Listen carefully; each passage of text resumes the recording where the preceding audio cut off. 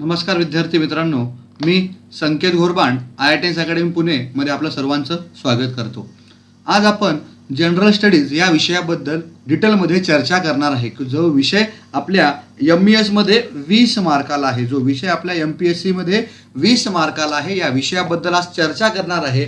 आणि सोबत कोणत्या विषयाला जास्त महत्त्व दिलं पाहिजे किंवा कोणते विषय हे तुमच्या PWDला महत्त्वाचे आहेत, WIDला महत्त्वाचे आहेत किंवा BMCला महत्त्वाचे आहेत, याबद्दल आज आपण चर्चा करणार आहे. कारण खूप विद्यार्थ्यांचे असे कॉल आले की सर GS हा विषय स्किप करावा का, GS हा विषय स्किप करावा का.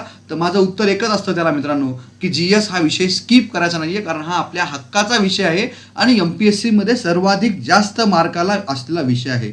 MPSC मध्ये सर्वाधिक जास्त मार्काला विषय कोणता आहे, तर तो MPSC मध्ये जनरल स्टडीज हा विषय सर्वाधिक जास्त मार्काला आहे. आणि आपण नॉर्मल रेग्युलर स्टडी करून सुद्धा यामध्ये 15 ते 16 मार्क आपण घेऊ शकतो. आणि फक्त तुम्ही नॉर्मल माझा क्लास जरी केला, स्टडी जरी रेग्युलर फॉलो नाही केली, तर तुम्हाला 10 ते 12 मार्क फक्त क्लासमधून मिळतील, जर तुम्ही नोट्स रेफर नाही केल्या तरी सुद्धा. आणि जर रेग्युलर क्लास केला तर तुम्हाला 17-18 सुद्धा मार्क मिळू शकतात. जर गेल्या वर्षी जर तुम्ही रेकॉर्ड पाहिला असेल तर माझ्या विद्यार्थ्यांना 17-18 असे मार्क आहेत. काही गोष्टी ह्या आपण क्लास केल्यानंतर आपले थोडे काय म्हणतो आपण त्याला, गेसिंग पॉवर वाढते आणि गेसिंग पॉवरच्या बेसिसवर सुद्धा आपण काही क्वेश्चन हे सॉल्व्ह करू शकतो. आणि गेल्या वर्षी माझ्या विद्यार्थ्यांना 17 ते 18 मार्क आहेत आणि रेग्युलर 10 ते 12 तर सर्वांनाच मोस्टली मार्क मिळालेले होते. त्यामुळे हे मार्क कसे मिळवायचे ह्यासाठी आज आपण या ठिकाणी चर्चा करणार आहे. मी आता लगेच 2 सप्टेंबरला आम्ही बॅच लॉन्च करतोय IITS अकॅडमी पुणेतर्फे. 2 सप्टेंबरला स्पेशली फॉर जनरल स्टडीज एक बॅच लॉन्च करतोय. हे पूर्ण लेक्चर जे असतील हे पूर्ण रेकॉर्डेड लेक्चर असतील आणि हे लेक्चर्स तुमच्या प्रिलिमिनरी एक्झामिनेशन पर्यंत हे लेक्चर व्हॅलिड असतील. समजून घ्या मित्रांनो, GS हा फक्त प्रिलिम पॉईंट ऑफ व्ह्यूने महत्त्वाचा नाहीये, तर GS तुम्हाला इंटरव्ह्यूला सुद्धा महत्त्वाचा आहे. जर 2018च्या इंटरव्ह्यू ज्यांनी दिलाय, जर त्यांना तुम्ही विचारलं की 18 मध्ये तुम्हाला जनरल स्टडीजवर क्वेश्चन किती विचारले, तर त्या ठिकाणी 30 to 40% क्वेश्चन्स हे जनरल स्टडीजवर विचारले होते. आणि ज्या विद्यार्थ्यांनी त्यावेळी क्लासेस केलेले होते किंवा ज्यांनी GS केलेलं होतं त्यांना इंटरव्ह्यू सोपा गेला आणि त्यांचं सिलेक्शन झालं. कारण मित्रांनो, इंटरव्ह्यूमध्ये 1-1, 2-2 मार्क सुद्धा आपल्याला महत्त्वाचे असतात. कारण आपल्याला एका मार्काने आपली AEE पोस्ट जाऊ शकते, एका मार्काने आपली AEE पोस्ट जाऊ शकते. त्यामुळे महत्त्वाचा आहे जनरल स्टडीज विषय, की जो आपल्याला प्रिलिमिनरी पॉईंट ऑफ व्ह्यूने महत्त्वाचा आहे, PWD पॉईंट ऑफ व्ह्यूने महत्त्वाचा आहे, तसेच आपल्या इंटरव्ह्यू पॉईंट ऑफ व्ह्यूने सुद्धा महत्त्वाचा आहे. त्यामुळे आज पूर्ण गोष्टीवर आज आपण या ठिकाणी चर्चा करणार आहे. सो हा एक मॅप आहे की 17 मध्ये इकॉनॉमिक्सला किती आलं होते, 18 मध्ये किती आलं होतं आणि 19 मध्ये किती आलं होतं. ओके, इकॉनॉमिक्स 17 मध्ये 8 मार्काला आला होता, 18 मध्ये 6 मार्काला आणि 2019 मध्ये 7 मार्काला आला होता. पॉलिटी 2 मार्काला, 4 मार्काला, 1 मार्काला. Geography 1 mark, 2 mark, 3 mark. History 1 mark, 1-1, 2. Environment 4, 2, 0 आणि करंट अफेअर 4, 5, 7. सो असं मार्कांचं डिस्ट्रीब्युशन आहे. सो आपण काय करूया, एक सब्जेक्ट वाईज पाहूया. सो सर्वात पहिले जो महत्त्वाचा विषय आहे आपला, तो महत्त्वाचा विषय म्हणजे मित्रांनो इकॉनॉमिक्स. इकॉनॉमी जो मॅक्झिमम वेटेज आपल्या प्रिलिमिनरी एक्झामिनेशनमध्ये येतं. मग इकॉनॉमिक्समध्ये मॅक्झिमम महत्त्वाचं काय मित्रांनो, तर इकॉनॉमिक्समध्ये मॅक्झिमम महत्त्वाचं आहे बँकिंग सिस्टीम. लक्षात घ्या, इकॉनॉमिक्स खूप वास्ट आहे. जर तुम्ही म्हणणार सर मला बुक्स कोणते रेफर करायचे, तर देसले सरांचं बुक आहे, रंजन कोळंबे सरांचं बुक आहे, ते सुद्धा रेफर करू शकता. पण ते खूप मोठे बुक आहेत. सो त्या हाय लेवलचं आपल्याला MPSC मध्ये MES मध्ये येत नाही. आपल्याला बेसिक लेवलच्याच गोष्टी या MES मध्ये येत असतात. त्यामुळे उगाच कोणतेही बुक रेफर करायचे नाही आपल्याला जास्त. आपल्याला कमी नोट्समध्ये आपल्याला जास्त मार्क घ्यायचे आहेत. मग ह्या नोट्स कोणत्या यूज करायच्या, तर त्या फक्त माझ्या प्रिंटेड नोट्स यूज करायच्या आणि जे मी क्लासमध्ये लिहून देतोय त्या नोट्स रेफर करायच्या. त्या व्यतिरिक्त कोणत्याही नोट्स आपल्याला रेफर करायच्या नाही आहेत. कारण आत्तापर्यंत रेकॉर्ड पाहिलं 17, 18, 19 तिन्ही वर्षाचं रेकॉर्ड पाहिलं तर माझ्या नोट्समधून 20 पैकी 15 ते 16 प्रश्न डायरेक्टली एक्झामिनेशनमध्ये आले आहेत. माझ्या नोट्समधून डायरेक्टली 15 ते 16 प्रश्न हे डायरेक्टली आपल्या एक्झामिनेशनमध्ये आले आहेत. त्यामुळे दुसऱ्या कोणत्याही नोट्स रेफर करायच्या नाही आपल्याला. सो बँकिंग, इकॉनॉमिक्समध्ये बँकिंग महत्त्वाचं आहे. जो 2 ते 3 विषयाला आपल्याला येतं, जे 2 ते 3 मार्काला आपल्याला ह्या बँकिंगमध्ये येतं. आता बँकिंगमध्ये काय आलं, रिझर्व्ह बँक ऑफ इंडिया काय आहे, मग नाबार्ड काय आहे, स्टेट बँक ऑफ इंडियाचे काय काम आहे, शेअर मार्केट काय काम करतं. सो सर्व बँकिंग रिलेटेड गोष्टी ह्यामध्ये आपण पाहणार आहे. आता जस्ट फॉर एक्झाम्पल पहा, 2016 मध्ये मोदी साहेबांनी नोटबंदी केली आणि त्यांनी नवीन नोटा आणल्या. कोणत्या नोटा आणल्या त्यांनी, नवीन नोटा. 500 रुपयाची एक नवीन नोट आणली आणि 2000 रुपयाची एक नवीन नोट आणली. चला मित्रांनो, मी हे साईन लिहितोय. हे साईन नवीन आलेलं आहे. ओके, अगोदर आपण रुपयासाठी असं लिहायचो, आता असं लिहितोय. सो हे साईन कोणी तयार केलं, तर हे साईन तयार केलं 2010 मध्ये डी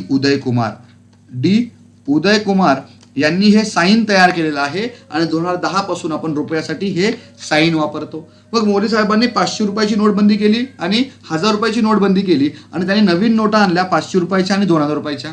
मग 500 रुपयाच्या नोटीचा कलर कोणता ठेवला त्यांनी, 500 रुपयाच्या नोटीचा कलर त्यांनी ठेवला स्टोन ग्रे. आणि 2000 रुपयाच्या नोटीचा कलर कोणता ठेवला त्यांनी, मॅजेंटा. मग 500 रुपयाच्या नोटीच्या पाठीमागे चित्र कोणाच होतं, तर 500 रुपयाच्या नोटीच्या पाठीमागे चित्र होतं मित्रांनो रेड फोर्ट. आणि 2000 रुपयाच्या नोटीच्या पाठीमागे चित्र कोण होतं, तर ते होतं मंगलयान.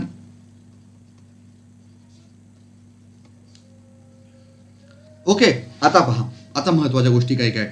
आता आयुष्यामध्ये किंवा प्रत्येक नोटेवर फोटो कोणाचा असतो हे तर माहितच आहे आपल्याला, की प्रत्येक नोटेवर फोटो कोणाचा असते, महात्मा गांधींची फोटो असते. प्रत्येक नोटेवर फोटो कोणाचा असते, महात्मा गांधींची फोटो असते. मग हा फोटो घेतला कुठून आपण, तर हा फोटो घेतला मित्रांनो 1946ला. 1946ला महात्मा गांधीजी गेले होते लंडनमध्ये. 1946ला महात्मा गांधीजी कुठे गेले होते, लंडनमध्ये गेले होते. आणि त्यांनी त्या ठिकाणी लंडनमध्ये ते पॅथिक लॉरेन्स यांना भेटायला गेले होते. कोणाला, पॅथिक लॉरेन्स यांना भेटायला ते लंडनमध्ये गेले होते. तेव्हाचा हा फोटो आहे की जो आपण नोटेवर लावतो. आता आणखी एक गोष्ट जे आपण कधी नोटीस करत नाही, तर मला सांगा, जेव्हा तुम्ही नोट अशी समोर ठेवता, महात्मा गांधी तुमच्या उजवीकडे पाहता का डावीकडे पाहता, लक्षात घ्या. तुम्ही जेव्हा नोट समोर ठेवा, महात्मा गांधी तुमच्या उजवीकडे पाहता, तुमच्या उजवीकडे महात्मा गांधी पाहतात. अगोदर 2016च्या पूर्वीच्या ज्या नोटा होत्या त्यावेळी महात्मा गांधी डावीकडे पाहायचे आणि 2016च्या नंतर ज्या नोटा आल्या त्या नोटेमध्ये महात्मा गांधी तुमच्या उजवीकडे पाहतानाचा तो फोटो आहे. तसंच फर्स्ट टाइम असं झालेलं आहे की गव्हर्नमेंटच्या एका योजनेचं नाव ह्या नोटेवर टाकलेलं आहे. ती योजना कोणती, ती योजना म्हणजे स्वच्छ भारत योजना. स्वच्छ भारत 2 ऑक्टोबर 2014ला ही योजना लॉन्च केली होती महात्मा गांधींच्या 145व्या जयंतीच्या दिवशी. आणि 2 ऑक्टोबर 2019 पर्यंत आपल्याला महात्मा गांधींच्या 150व्या जयंतीनिमित्त भारतातील पूर्ण गल्ली मोहल्ला इलाका हा स्वच्छ करायचा होता. त्यासाठी ही योजना होती. आणि लाईफमध्ये किंवा फर्स्ट टाइम इतिहासामध्ये असं झालेलं आहे की एका गव्हर्नमेंटच्या योजनेचं नाव आणि लोगो हे नोटेवर आलेलं आहे. आणि ती योजना कोणती, स्वच्छ भारत योजना, की तुम्हाला प्रत्येक नोटेवर ह्या योजनेचं नाव आणि लोगो दिसणार आहे. आता ह्या योजनेचा लोगो काय हो आहे का, असा लोगो पहा, असा महात्मा गांधीचा स्पेक्ट आहे तो. आणि ते नाव लिहिलं आहे स्वच्छ भारत. मग हा जो लोगो आहे, हा लोगो कोणी तयार केला मित्रांनो, हा लोगो तयार केलेला आहे आपल्या कोल्हापूरचे अनंत खाजबदार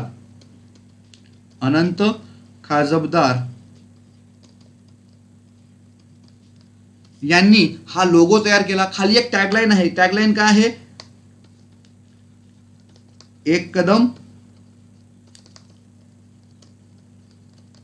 स्वच्छता की ओर, एक कदम स्वच्छता की ओर. आणि ही टॅगलाईन कोणी तयार केली मित्रांनो, तर ही टॅगलाईन तयार केलेली आहे राजकोटच्या आपल्या भाग्यश्री सेठ यांनी ही टॅगलाईन तयार केलेली आहे. सो हा बेसिक गोष्टी आहेत ज्या एक्झामिनेशनमध्ये येत आहे. कारण 2016 नंतर मोदी साहेबांनी सर्व नोटा चेंज केल्या, नोटांचं स्पेसिफिकेशन चेंज केलं आणि नोटेच्या पाठीमागचे जे फोटो होते ते सुद्धा चेंज केले आणि ते आजकाल एक्झामिनेशनमध्ये यायला लागलेलं आहे. त्यामुळे हे सुद्धा महत्त्वाचं आहे. करंटली आपण पाहतो की आरबीआयचा गव्हर्नर कोण आहे, शक्तिकांत दास आहेत. कितवे गव्हर्नर आहेत ते, 25वे गव्हर्नर शक्तिकांत दास आहेत. त्यांच्या अगोदर गव्हर्नर कोण होते, उर्जित पटेल यांच्या अगोदर गव्हर्नर कोण होते, तर रघुराम राजन. हा सुद्धा प्रश्न तुमच्या PWD मध्ये येतो. हे जे बेसिक प्रश्न असतात हे तुम्हाला PWD आणि MPSC मध्ये येत असतात.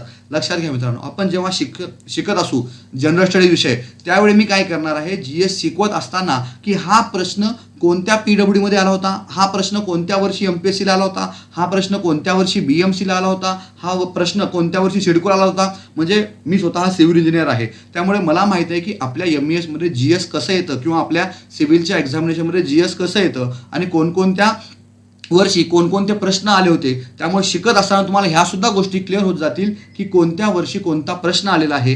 MESला असेल, PWला असेल, WWDला असेल, या सर्व गोष्टी आपण शिकत असताना काय करणार आहे, क्लिअर करणार आहे. सो ह्या बेसिक गोष्टी आहेत. 500 रुपये आणि 2,000 नोट आहे आणि ह्या सगळ्या गोष्टी अशा गोष्टी आपल्या एक्झामिनेशनमध्ये येत असतात. आता दुसरा पॉईंट महत्त्वाचा काय आहे आपल्या जर बँक इकॉनॉमिक्समध्ये, तर तो आहे मित्रांनो प्लॅनिंग कमिशन.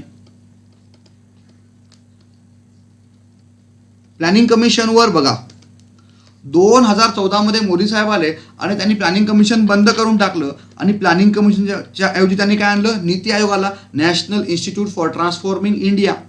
जसं नीती आयोग आला तसं MPSC मध्ये प्लॅनिंग कमिशनवर विचारायचे प्रश्न वाढले आणि दरवर्षी आपल्याला प्लॅनिंग कमिशनवर 2 तरी प्रश्न असतात. दरवर्षी प्लॅनिंग कमिशनवर आपल्याला 2 तरी प्रश्न असतात आणि हे सुद्धा आपल्याला पाठ करायचे आहेत. मी तुम्हाला क्लासमध्ये काही लोकांना माहिती आहे की माझी शिकवण्याची पद्धत कशी आहे.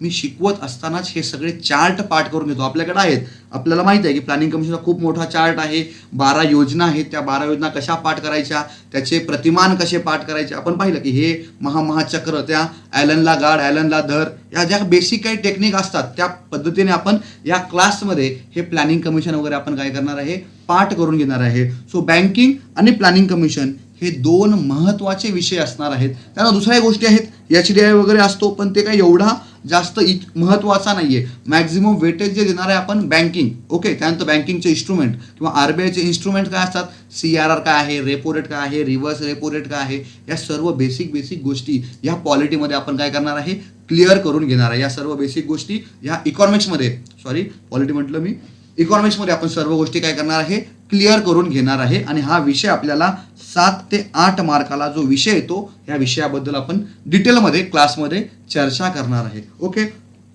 नेक्स्ट पहा. आता बघा, मी तुम्हाला आत्ताच काय म्हटलं की बँकिंगमध्ये काय महत्त्वाचं आहे, कॅश रिझर्व्ह रेशो काय आहे, SLR काय आहे, स्टॅट्युटरी लिक्विडिटी रेशो काय आहे. हे प्रश्न BMCला येतात. हे प्रश्न BMCच्या जी सब इंजिनियर असते किंवा जे JEE लेवलची एक्झाम असते त्या ठिकाणी हे बँकिंगच्या सर्व टर्म एक्झामिनेशनमध्ये येत असतात. त्यामुळे ह्या सुद्धा टर्म आपल्याला शिकत असताना महत्त्वाच्या आहेत. ह्या सुद्धा गोष्टी आपण ह्या इकॉनॉमिक्समध्ये शिकणार आहे. दुसरा प्रश्न आहे आपल्याकडे आता पॉलिटी. पॉलिटी मीन्स व्हॉट, राज्यघटना. राज्यघटना हा सुद्धा 2 ते 3 मार्काला वेटेजवर दिला जाणारा सब्जेक्ट आहे. आता पहा, पॉलिटीमध्ये महत्त्वाचं काय असतं आपल्याला, making of constitution. Making of constitution ही राज्यघटना कशी तयार करण्यात आली, मग संविधान सभेमध्ये कोण होतं, संविधान सभेचा पहिला अध्यक्ष कोण होता, संविधान सभेचे परमनंट अध्यक्ष कोण झाले, आणि मग किती लोक ह्या संविधान सभेमध्ये होते की ज्यांनी भारताची राज्यघटना तयार केली. या बेसिक गोष्टी ह्या एक्झामिनेशनमध्ये येत असतात. सो ते सुद्धा आपल्याला पॉलिटी महत्त्वाचं आहे. आणि दुसरी गोष्ट म्हणजे पंचायत राज. पंचायत राज हा टॉपिक सुद्धा आपल्या एक्झाम पॉईंट ऑफ व्ह्यू महत्त्वाचा आहे. आपल्याच नाही तर ZP एक्झामिनेशन असेल, PWD एक्झामिनेशन असेल, त्या ठिकाणी सुद्धा हा पंचायत राज हा टॉपिक आहे महत्त्वाचा आहे. पंचायत राज म्हणजे काय, जिल्हा परिषद, पंचायत समिती, ग्रामपंचायत, नगरपालिका प्रशासन म्हणजे काय, महानगरपालिका, नगरपालिका, नगर परिषद आणि नगरपंचायत, या सर्व गोष्टी या पॉलिटीमध्ये येतात. आता बेसिक गोष्टी बघू. चला आता बघा, लोकसभा आहे आपल्याकडे, लोकसभा आहे. लोकसभेच्या सदस्याला आपण काय म्हणतो, लोकसभेच्या सदस्याला आपण काय म्हणतो मित्रांनो, खासदार. लोकसभेच्या सदस्याला आपण काय म्हणतो, खासदार. मग ह्या लोकसभेमध्ये किती खासदार असतात एकूण, 552. या 552 मधले 530 राज्यातून, 20 केंद्रशासित प्रदेशातून आणि 2 कोण असतात, अँग्लो इंडियन. अँग्लो इंडियन म्हणजे कोण, ज्याचं अँग्लो मीन्स व्हॉट, ब्रिटिश नागरिक, जो युरोपियन ओरिजिन असलेला नागरिक, आणि इंडियन, ब्रिटिश आणि इंडियन ह्या दोघांचं जे मिक्सर करून जो नवीन बालक तयार होतो त्याला काय म्हणतो आपण, अँग्लो इंडियन. आणि हे 2 अँग्लो इंडियन सदस्य आपण अगोदर नॉमिनेट करायचो. करंटली 104व्या घटना दुरुस्तीने हे 2 अँग्लो इंडियनचं जे नॉमिनेशन केलं जायचं राष्ट्रपती मार्फत ते कॅन्सल करण्यात आलेलं आहे. सो लोकसभेच्या सदस्याला आपण काय म्हणतो, लोकसभेच्या सदस्याला आपण खासदार म्हणतो. दुसरं महत्त्वाची गोष्ट, राज्यसभा. बोला आता, लोकसभेच्या सदस्याला खासदार म्हणतो तर राज्यसभेच्या सदस्याला काय म्हणायचं, आमदार. बोला, यस, रॉंग. त्याला काय म्हणायचं आपल्याला, राज्यसभेच्या सदस्याला सुद्धा आपण काय म्हणणार आहे, खासदार म्हणणार आहे. आणि या ठिकाणी आपल्याकडे किती आहेत, 250 सदस्य ह्या राज्यसभेमध्ये असतात आणि त्यांना आपण काय म्हणतो, खासदार. आपण जे आमदार म्हणतो ना, ते कुठे आले, विधानसभा. विधानसभा प्रत्येक राज्यासाठी असते आणि ह्या विधानसभेच्या सदस्याला आपण काय म्हणत असतो मित्रांनो, आमदार म्हणत असतो. आणि विधान परिषद सुद्धा काही राज्यामध्ये आहे, विधान परिषद सुद्धा काही राज्यामध्ये आहे, यांच्या सदस्यांना आपण काय म्हणणार आहे, आमदार. लक्षात घ्या मित्रांनो, हे जीएस जे आहे हे फक्त आपल्याला एमपीएससी पॉईंट ऑफ व्ह्यू शिकायचं नाहीये, हा आपल्या आयुष्याचा प्रश्न आहे. हा आयुष्याचा प्रश्न आहे, कारण एकदा का तुम्ही शिकला जीएस तर तुम्हाला न्यूज जे आहेत त्या सर्व कळायला लागतील, किंवा काय घडतंय आजूबाजूला या सर्व गोष्टी कळायला लागेल. बघ, पॉलिटिक्स चांगल्या पद्धतीने चालू आहे का वाईट पद्धतीने चालू आहे, जो जीडीपी घसरतोय का वाढतोय, सो देशाची अर्थव्यवस्था कशा पद्धतीने चालू आहे, या सगळ्या गोष्टी घडत असतात. कारण शिकवत असताना मी तुम्हाला लाईव्ह एक्झाम्पल देईल की मोदी साहेबांच्या मार्फत कशा गोष्टी घडत असतात, किंवा निर्मला सीतारामन ताई आहेत त्या कशा या ठिकाणी ह्या आपल्या देशाच्या अर्थव्यवस्थेला सांभाळत आहेत, या सर्व गोष्टी पाहणार आहे. खूप लोकांचे मला आता सुद्धा कॉल येतात की सर तुम्ही त्यावेळी आम्हाला हे इकॉनॉमिक्स आणि पॉलिटी शिकवलं होतं, आणि करंटली आम्ही जेव्हा न्यूज पाहतो तेव्हा ह्या सगळ्या गोष्टी कळतात. कारण हे दोन विषय, पॉलिटी आणि इकॉनॉमिक्स, हे तुमच्या आयुष्याच्या रिलेटेड गोष्टी आहेत. पॉलिटी आणि इकॉनॉमिक्स हे तुमच्या आयुष्याच्या रिलेटेड गोष्टी आहेत. तुम्ही एमपीएससी करायची नसेल करू नका, पण हे दोन विषय तुम्ही शिकलेच पाहिजे. कारण हे दोन विषय शिकलात तर तुम्हाला आयुष्यामध्ये भरपूर साऱ्या गोष्टी फ्युचरमध्ये तुम्हाला कळून जातील. त्यामुळे हे दोन विषय महत्त्वाचे आहेत. इन फ्युचरमध्ये तुम्ही काही आपले लोक पॉलिटिक्समध्ये पण उतरतील आपले पोरं, तर मग त्यांना सुद्धा ह्या सगळ्या गोष्टी माहिती असल्या पाहिजे. त्यामुळे इकॉनॉमिक्स आणि पॉलिटी हे दोन विषय तुमच्या आयुष्याच्या रिलेटेड आहेत, त्यामुळे ह्या गोष्टी विसरायच्या नाहीये. आणि हा पॉलिटी विषय सुद्धा किती मार्काला आहे आपल्याला, 2 ते 3 मार्काला हा पॉलिटी विषय आपल्या एक्झाममध्ये येतो. 2 ते 3 मार्काला हा पॉलिटी विषय आपल्या एक्झामिनेशनमध्ये येतो. आता तुम्ही म्हणणार सर 2 ते 3 मार्कालाच आहे, कशाला करायचं, पण पॉलिटी हा विषय नगर परिषदला येतो जास्त मार्काला, त्यानंतर तुमच्या PWD मध्ये येतो जास्त मार्काला. समजून घ्या मित्रांनो, एक मार्क महत्वाचा आहे आपल्यासाठी एक मार्क महत्वाचा आहे. कारण एका मार्कने सुद्धा आपली काय जाते, पोस्ट AEE निघून जाते, आणि एका मार्कने आपल्याला किती मिळतं, AE1 मिळतं. आणि मग तेव्हा वाटतं की यार तेव्हा जर मी हे थोडं वाचून गेलो असतो तर मला AEE मिळाली असते AE1च्या. सो एक मार्काचं महत्त्व आपल्याला कळालं पाहिजे अभ्यास करत असताना. काल परवाच मला एका विद्यार्थ्याचा फोन आला, त्यांचा 4-5 लोकांचा एक ग्रुप होता आणि ते PWDचा अभ्यास करायचे. आणि PWDचा अभ्यास करत असताना त्यांनी सांगितलं की सर माझ्या 4 मित्रांनी तुमचा क्लास केला होता आणि मी एकटाच असा होतो ज्यांनी माझा क्लास केला नव्हतो, आणि माझं सिलेक्शन जे आहे ते 2 मार्काने PWDला सिलेक्शन राहून गेलं, कारण मला GS मध्ये 0 मार्क पडले. आणि त्यांनी तुमचा क्लास केला होता, त्यांना GS मध्ये 10 पैकी 8 मार्क पडले आणि त्यांचं सिलेक्शन होऊन गेलं होतं. आणि मग मला आता असं वाटतं की सर मी तुमचा ऑनलाईन क्लास करतो. मी म्हटलं तू जर तेव्हाच क्लास केला असता तर तू आज पोस्टवर असता PWDचा. 2018ची गोष्ट सांगतोय मी, आज 2 वर्ष झाली या गोष्टीला. तर त्यांनी तेव्हाच क्लास केला असता, तेव्हाच त्याने GS केला असतं, तर तो आज 100% कुठे असता, सिलेक्ट असता आणि कुठेतरी पोस्टवर असता. आज परत करायची गरज नाहीये.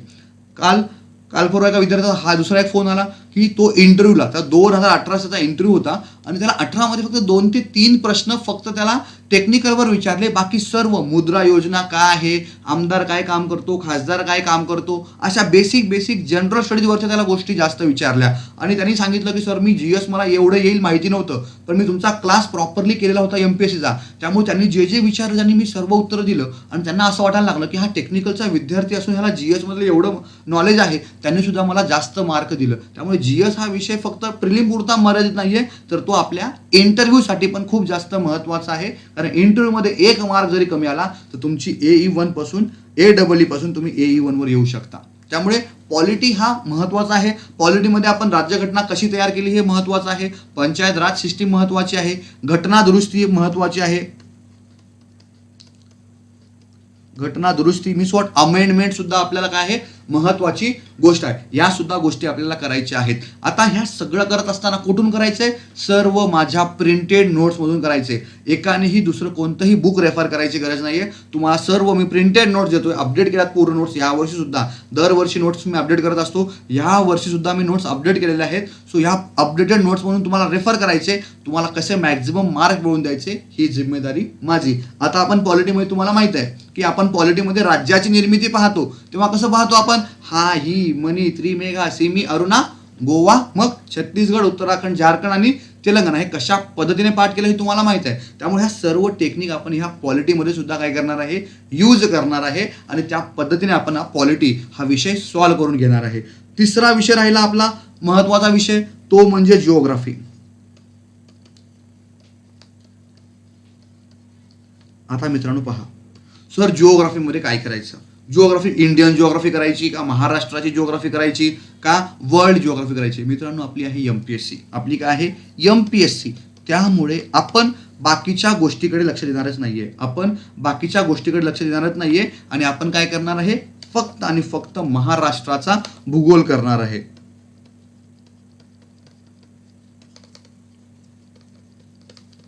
ओके. मग ना इंडियाचा मी शिकवताना शिकवेल तुम्हाला, इंडियन जिओग्राफी पण शिकवेल तुम्हाला आणि महाराष्ट्र जिओग्राफी पण शिकवेल. पण महाराष्ट्राचा भूगोल आपल्याला एक्झाममध्ये येतो 17, 18, 19 तिन्ही वर्षीचा जर तुम्ही पॅटर्न पाहिला मित्रांनो, तर तिन्ही वर्षी महाराष्ट्र जिओग्राफीवर प्रश्न विचारलेले आहेत. 17 आणि 18 मध्ये नदी प्रणालीवर जास्त प्रश्न त्यांनी विचारलेले आहेत. कळालं का? त्यामुळे महाराष्ट्राचा भूगोल आपण पाठ करणार आहे. आणि तुम्हाला हे सुद्धा माहित आहे महाराष्ट्राचा भूगोल आपण कशा पद्धतीने पाठ करून घेतोय हेही तुम्हाला माहित आहे. ह्या बघा, आता तुम्हाला एक डाऊट असा आहे विद्यार्थ्यांचा की सर आम्हाला माहित आहे की ऑफलाईनमध्ये तुम्ही सर्व गोष्टी पाठ करून घेता, मग ऑनलाईनमध्ये कसं करणार आहे? ऑनलाईनमध्ये सुद्धा ज्या पद्धतीने मी तुमच्याकडून ऑफलाईनमध्ये एक एक गोष्ट पाठ करून घ्यायचो त्याच पद्धतीने मी तुमच्याकडून ऑनलाईनमध्ये सुद्धा एक एक गोष्ट पाठ करून घेणार आहे. कशी पाठ करून घ्यायची, कशी टेक्निक यूज करायची ऑनलाईनसाठी ते माझ्यावर सोडा. ओके. सो जिओग्राफीमध्ये तुम्हाला माहित आहे की अगोदर 26 जिल्हे होते आणि 26 पासून 36 केले आणि मग कसे आपण त्या पद्धतीने त्याला पाठ करत गेलो, कसे जिल्हा फोडला आणि कसा त्या सिक्वेन्स पाठ केला हे आपल्याला माहिती आहे. सो महाराष्ट्रामध्ये आपण बघा, महाराष्ट्र भूगोल हा एमपीएससीला 1 ते 2 मार्काला महत्वाचा असेल, पण तुमच्या इंटरव्ह्यूला खूप महत्वाचा विषय आहे. तसेच तुमच्या पीडब्ल्यूडीला मॅक्झिमम वेटेज देणारा सब्जेक्ट हाच आहे.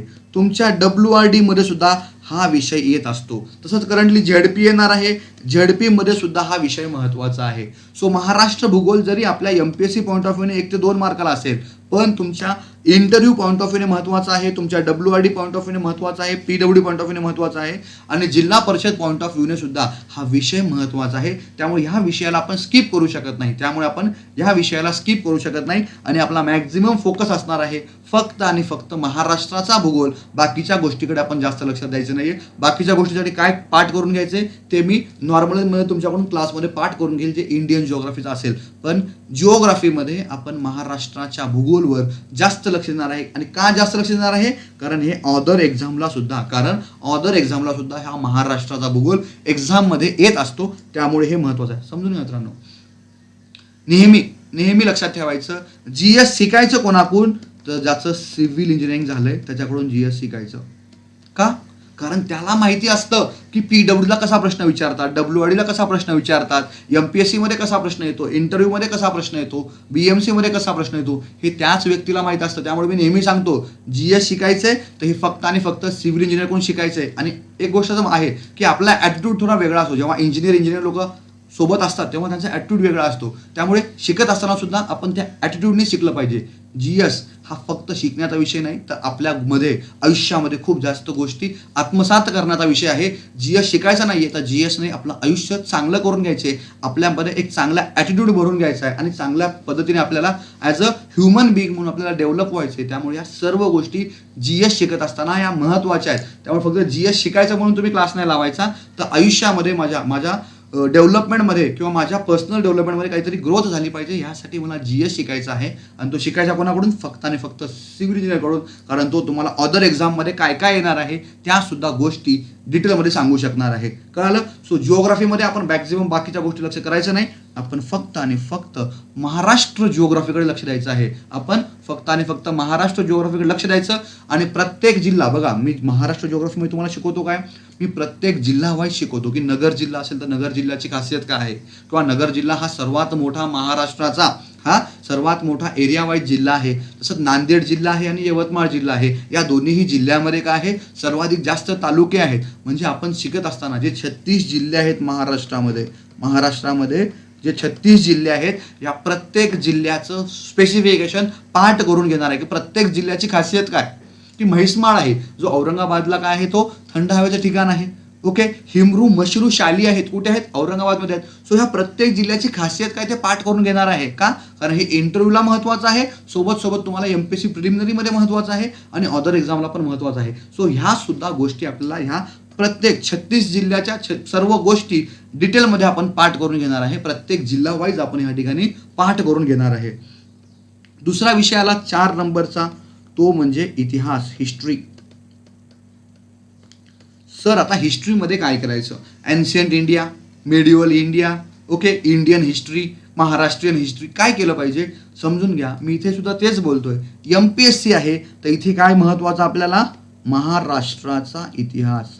महाराष्ट्राचा इतिहास हा आपल्याला महत्वाचा आहे मित्रांनो. आणि महाराष्ट्राचा इतिहासच आपल्याला करायचा आहे. सर महाराष्ट्राच्या इतिहासामध्ये मी काय करू? तर महाराष्ट्राच्या इतिहासामध्ये समाज सुधारक, टिळकांचं योगदान या भारताच्या स्वातंत्र्य लढ्यामध्ये काय आहे, नेहरूचं योगदान काय आहे, ओके, महात्मा गांधींचं योगदान काय, या सर्व गोष्टी शिकणार आहे. बघा MPSC आहे त्यामुळे समाज सुधारक येतात. आपल्या सिलेबसमध्ये त्यांनी काय दिलं आहे? भारताचा इतिहास.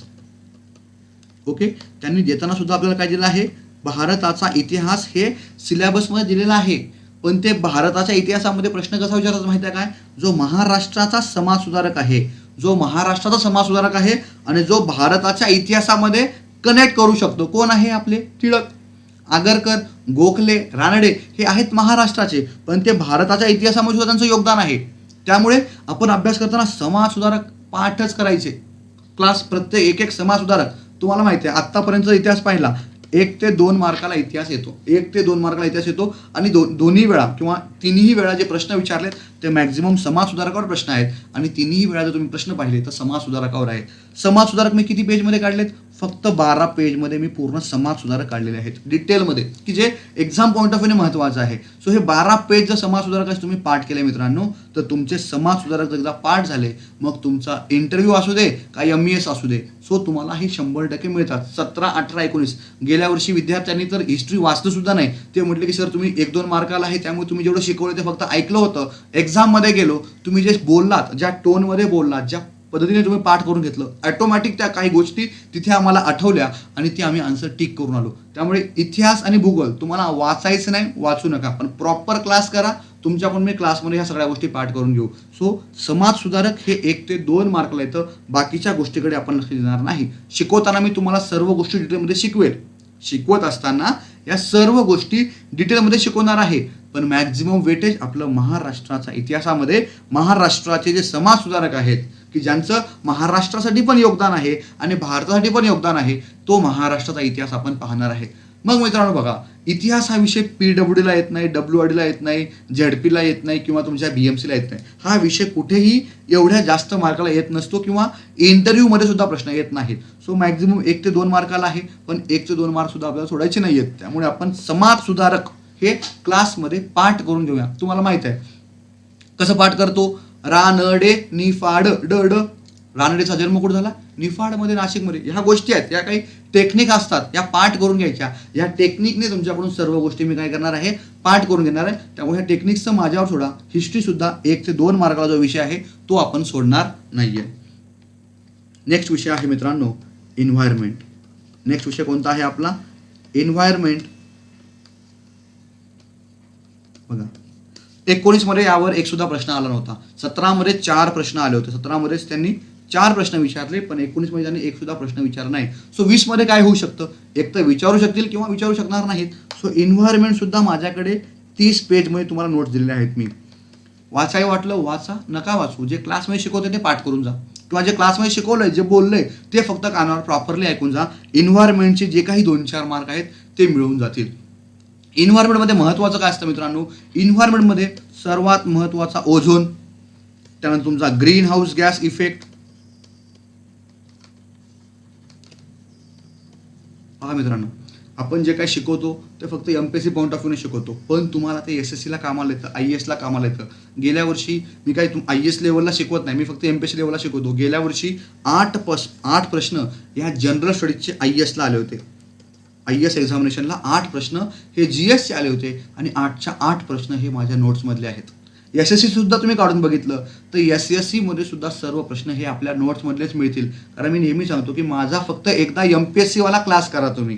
माझा MPSC वाला GS चा क्लास केला तर ऑदर एक्झामला तुम्हाला अभ्यास करायची गरज नाही. या सर्व ऑदर एक्झाम सुद्धा तुम्हाला ऑटोमॅटिक क्लिअर होऊन जातील. So green house gas effect जो आहे हा MPSC ला महत्त्वाचा आहे. ओझोन हा सुद्धा महत्त्वाचा आहे. त्यानंतर COP जे असतात, कॉन्फरन्स ऑफ पार्टीज.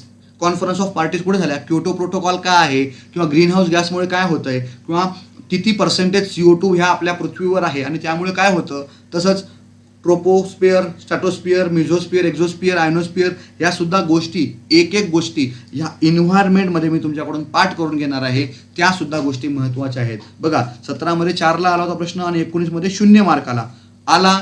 ठीक, नाही आला काही हरकत नाही. ह्याच्यामध्ये आपण CRZ सुद्धा करू शकतो. कोस्टल रेग्युलेटरी झोन जे आहेत ह्या सुद्धा अभ्यास करू शकतो. हा प्रश्न येऊन गेलेला आहे एक्झाममध्ये. ओके, सो शिकवत असताना आपण पाहू. अदर एक्झामला नाही महत्त्वाचं. इन्व्हायरमेंट तुम्हाला IAS ला येतं, SSC ला येतं, पण इंटरव्ह्यूला एखादंच इंटरव्ह्यूला प्रश्न विचारू शकतात. पण PWD किंवा इकडे बघा आता PWD, WRD आणि BMC ह्या ठिकाणी इन्व्हायरमेंटचं येतं काय, तर इन्व्हायरमेंटच्या डेट्स तुम्हाला माहितीच पाहिजे. ओके, 5 जूनला काय आहे, इन्व्हायरमेंट डे आहे. ओके, मग 22 एप्रिलला काय आहे, वसुंधरा दिवस आहे. मी सांगितले तुम्हाला, आपण मागेही बोललोय काय की 21 एप्रिलला संकेत सरचा वाढदिवस, 22 एप्रिलला वसुंधरेचा वाढदिवस. 21 एप्रिल संकेत सर, 22 वसुंधरा. पाठ करून घेतले आपण. दुसरं आणखी एक आहे, आपण पाठ करतो नेहमी, वन दिन, जल दिन आणि हवामान दिन. काय हो, 21 मार्च, 22 मार्च आणि 23 मार्च. वन दिन, जल दिन, हवामान दिन. सो आपलं गाणं कोणतं आहे, वजह तुम हो, मेरे जीने की वजह तुम हो म्हणतो ना आपण, वजह. सो अशा काही टेक्निक्स आहेत, ह्या ज्या काही 10-20 डेट्स ज्या एक्झाम पॉईंट ऑफ व्ह्यूने इन्व्हायरमेंटमध्ये येतात, ज्या सरळ सेवा भरतीमध्ये ह्या डेट्स येत असतात, ह्या डेट्स सुद्धा आपण पाठ करून घेणार आहे. कशा पाठ करून घ्यायच्या ते माझ्यावर सोडा. ओके, सो ह्या काही टेक्निक्स आहेत, या टेक्निक्सने ह्या तुमच्याकडून डेट सुद्धा मी काय करून घेईल, पाठ करून घेईल. कारण PWD, WRD पॉईंट ऑफ व्ह्यूने ह्या डेट्स इन्व्हायरमेंटच्या महत्त्वाच्या आहेत. आणि BMCला इन्व्हायरमेंटवर 2 ते 3 प्रश्न असतो, सो ते सुद्धा डेट्सवर प्रश्न विचारत असतात. सो हे महत्त्वाचं आहे. ओके, वजह तुम आपल्याला माहिती पाहिजे. सर्व ज्यांनी क्लास केला आहे त्यांना माहिती आहे सर्व की कशा पद्धतीने आपण ह्या सगळ्या गोष्टी पाहिलेल्या आहेत. ओके, नेक्स्ट आता राहिला विषय मित्रांनो महत्त्वाचा, करंट अफेअर. आता महत्त्वाचा विषय कोणता आहे आपल्याकडे, करंट अफेअर.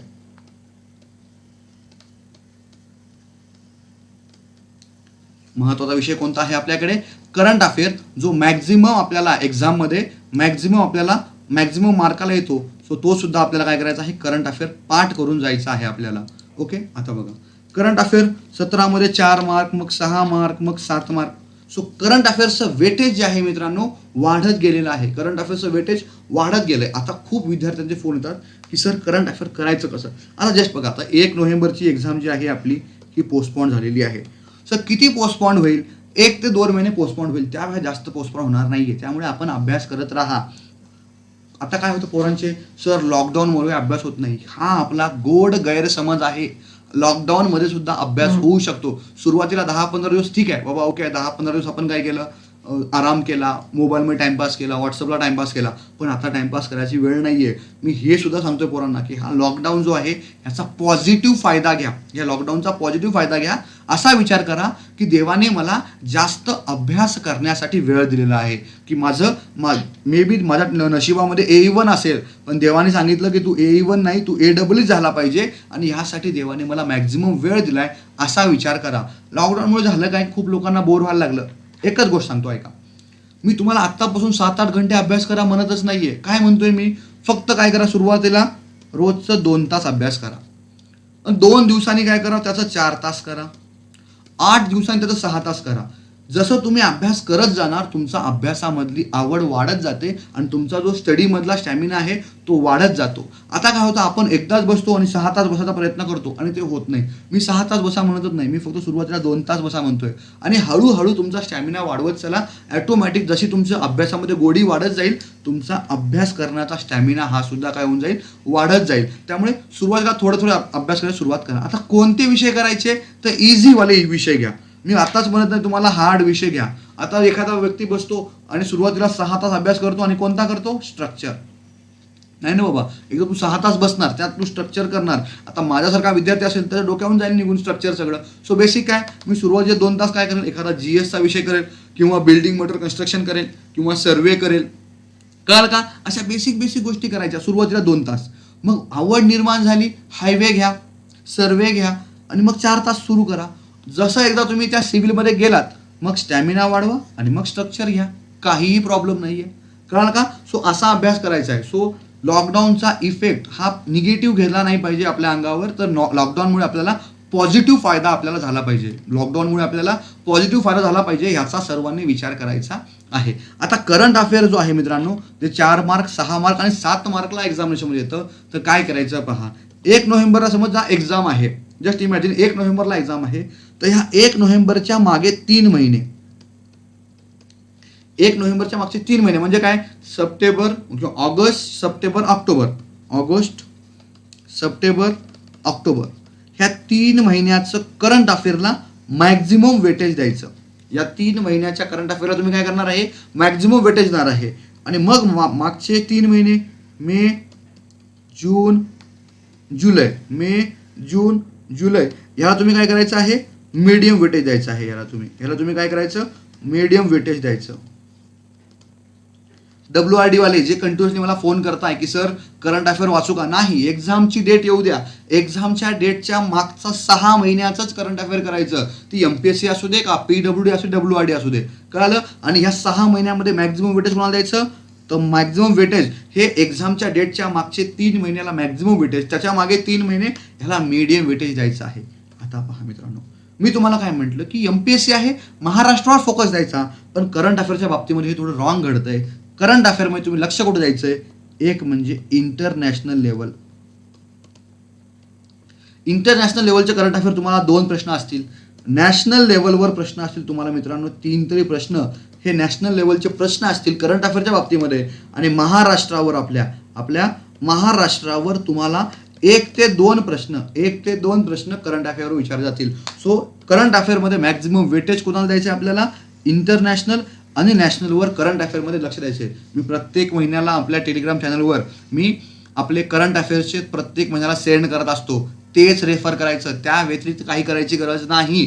जर मी काय सांगतो की जे सिलेक्ट झालेले आहेत त्यांच्याकडून फक्त विचारून घ्या की GS बद्दल गायडन्स कोणाकडून घेऊ, किंवा GSचं करंट अफेअर कोणाचं करू, किंवा GSचं पूर्ण नोट्स कोणाचा रेफर करू. तर हे सर्व तुम्हाला विद्यार्थी सांगतील की तुम्ही संकेत सर जे सांगताय GSचं ते कर. आता आजकाल काय झालं, यूट्यूब सर्वांसाठीच फ्री ओपन आहे. त्यामुळे आजकाल कोणीही यायचं आणि कोणीही गायडन्स घेऊन जायचं अशी आपल्याकडे पद्धत सुरू झाली आहे की ज्याने कधी MPSCचं ज्याला काही माहीतच नाहीये तो सुद्धा तुम्हाला गाईड करून जातोय, किंवा ज्याला काही MES बद्दल माहीत नाही, आपल्या ॲक्सेप्टेड राज्यसेवा नाही आपली राज्यसेवा नाही, आपली MES आहे, महाराष्ट्र इंजिनिअरिंग सर्व्हिसेस आहे. आणि ज्यांनी कधी MSc प्री दिलेली नाहीये, ज्याला काही MES बद्दल माहीत नाहीये आणि तो GS बद्दल तुम्हाला गाईड करतोय. मी काल एखादा व्हिडिओ पाहिला आणि त्यांनी सांगितलं की तुम्ही हे करा ते करा. मी म्हटलं काहीही गरज नाहीये. आणि ह्याच्यामध्ये काय होतं की काही लोकांना माहिती नसतं. आता बघा, एक महत्त्वाचा मुद्दा सांगतो मित्रांनो. आता आज मला चान्स भेटला म्हणून तुम्हाला सांगतो. बघा, अमेंडमेंट असतं आपल्याकडे, पॉलिटीमध्ये अमेंडमेंट असतं की घटना दुरुस्ती असते. ह्या घटना दुरुस्तीमध्ये काय असतं, घटना दुरुस्तीचा ऍक्ट एक असतो आणि घटना दुरुस्तीचं बिल एक असतं. आता झालं काय की त्या व्यक्तीने सांगितले सर्व बिलांचे आकडे आणि त्यांनी सांगितलं की बघा, हे फर्स्ट बिल असेल तर हा फर्स्ट ऍक्ट असेल, हा सेकंड बिल आहे की जो पास झाला नाहीये, हा सेकंड बिल आहे जो पास झाला नाहीये, कॅन्सल. हा थर्ड बिल आहे आणि हा पास झाला तर हा सेकंड ऍक्ट होतो. फर्स्ट बिल पास झाला, first act. Second bill fail झालं, कॅन्सल. थर्ड बिल पास झालं, ते सेकंड ऍक्ट झाला. त्या व्यक्तीने सगळे बिलाचे नंबर तुमच्याकडून पाठ करून घेतले आणि त्याला ऍक्ट नाव दिलं. थर्ड बिल म्हटलं नाही त्यांनी, थर्ड ऍक्ट म्हटला. आणि मित्रांनो, हे रॉंग होतं. मी अक्षरशः त्या सरांना फोन लावून सांगितलं की सर, ह्या ठिकाणी आपलं रॉंग होतंय, कारण हे ऍक्ट नाही आहेत, हे बिल आहेत आणि विद्यार्थ्यांना कळत नाही. म्हणून मी नेहमी काय सांगतो की GSचं गायडन्स कोणाकडून घ्यायचं, ज्याला GS येतं.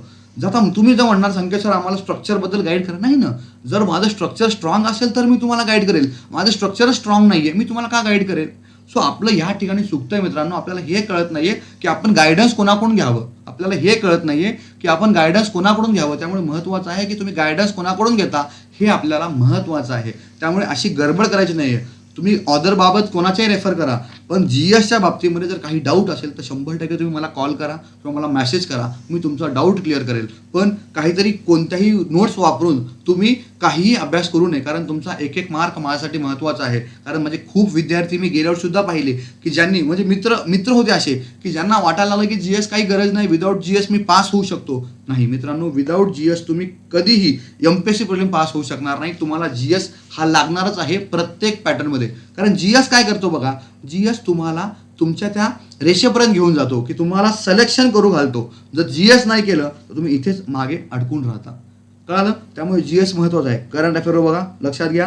करंट अफेअर 3 महिन्याचं करायचं, कारण मॅक्झिमम वेटेज हे करंट अफेअरला आहे. मॅक्झिमम वेटेज करंट अफेअरला आहे. सो आपण काय करणार आहे, मॅक्झिमम 3 महिन्याचं करंट अफेअर करणार आहे. यामध्ये इंटरनॅशनल, नॅशनलवर जास्त फोकस असेल आणि महाराष्ट्रावर थोडाफार फोकस असणार आहे. सो हे आपले टोटल जनरल स्टडीजचे विषय आहेत, जे आपल्याला MS प्रिलिममध्ये तसेच अदर एक्झाममध्ये सुद्धा तुम्हाला कामाला येणार आहेत. ओके, पाहिलं आपण. सो मॅक्झिमम वेटेज कोणते देतो आपण, इकॉनॉमिक्स, पॉलिटी, जिओग्राफी आणि करंट अफेअर, ह्या 4 विषयाला आपण मॅक्झिमम वेटेज देणार आहे. मित्रांनो 2 सप्टेंबरला मी बॅच लॉन्च करतोय IITians अकॅडमी पुणेतर्फे. आणि ही बॅच पूर्ण रेकॉर्डेड लेक्चर असेल की जे तुम्ही कधीही पाहू शकता, तुम्हाला वाटेल तेव्हा. ओके, सो हे 2 सप्टेंबरपासून बॅच लॉन्च करतोय. आणि कधीपर्यंत व्हिडिओ पाहता येतील तुम्हाला, तर हे व्हिडिओ पाहता येतील तुमच्या प्रिलिमिनरी एक्झामिनेशनपर्यंत हे व्हिडिओ पाहता येतील. सोबत मी रेग्युलर क्लास टेस्ट सुद्धा ह्या ऑनलाईन ॲपवर तुमच्याकडून क्लास टेस्ट सुद्धा घेणार आहे. क्लासमध्ये पाठ करून घेतलं का लगेच तुमची रेग्युलर टेस्ट सुद्धा त्या ॲपच्या माध्यमातून मी रेग्युलर कंटिन्युअसली टेस्ट घेणार आहे. आणि हे लेक्चर तुम्ही MPSC प्रिलिमपर्यंत पाहू शकता. सो 2 सप्टेंबरपासून आपण बॅच लॉन्च करतो IITians अकॅडमी पुणेतर्फे. तो सर्वांनी या ठिकाणी आपल्याला जॉईन करायचं आहे. आणि सर्वांना तुम्हाला प्रिंटेड नोट्स ज्या असतात, ज्या माझ्या नोट्स आहेत, त्या तुम्हाला आपल्या ॲपवरती डाउनलोड करून यूज करता येतील. तुम्हाला त्या नोट्ससुद्धा तुम्हाला वापरता येतील. सो 2 सप्टेंबरपासून आपली बॅच लॉन्च करणार आहे IITians अकॅडमी पुणेतर्फे. फक्त अभ्यास करत राहा मित्रांनो. हे निगेटिव्हिटी नको, मला आत्तासुद्धा नको निगेटिव्हिटी.